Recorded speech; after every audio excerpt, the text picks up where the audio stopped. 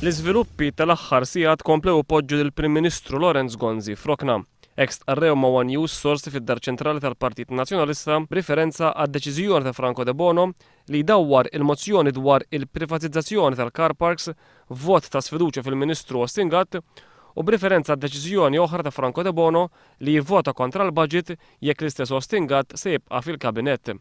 L-istess sorsa qalu li l-Prim Ministru jinsab f'sitwazzjoni fejn se jkollu jażel bejn li jew jara kif b'konvenjenza u mhux b'konvinzjoni jneħħel l-Austin Gatt mill-Ministru jew ipoġġi f'riskju serju ħafna l-eżistenza tal-Gvern immexxi minnu.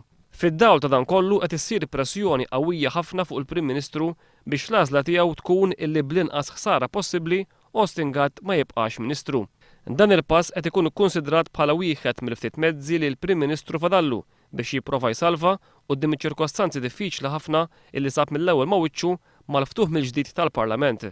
Qed jintqal li wara kollox anke jekk ma jibqax fil-kabinett, Austin Gatt xorta se jibqa' jkun huwa illi minn wara l-kwinti flimkien ma' Richard Kakija Caruana jikkontrollaw b'mod totali il-kampanja elettorali tal-Partit Nazzjonalista.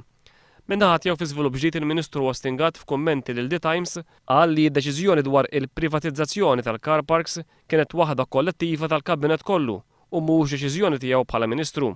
Gatt qal li ġimgħat sħaħ ilu il-Kabinett kien approva memorandum dwar din il-kwistjoni u li huwa mexa fuqu. Din id-dikjarazzjoni qed tkun interpretata bħala raġuni oħra qawwija għal l-Parlament għandu jiddiskuti l-mozzjoni tal-Oppożizzjoni dwar il-privatizzazzjoni tal-car parks kif qed jitolbu l-maġġoranza tad-deputati.